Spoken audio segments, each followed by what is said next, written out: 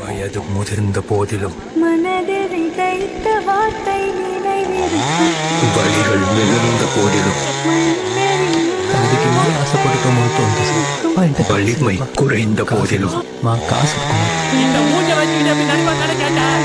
நான் நடிச்சு காட்டுறேன்டா. வந்தா இந்த மூஞ்ச நீங்க பாப்பீங்கடா. வாழ்த்தரிப்பதை நிறுத்துவதில்லை. நம்ம எல்லாரையும் ஏதோ ஒண்ணு பிடிச்சு இழுக்கத்தான் செய்யும். நாம தான் அதை உதைச்சு தள்ளிட்டு மேல வரணும்.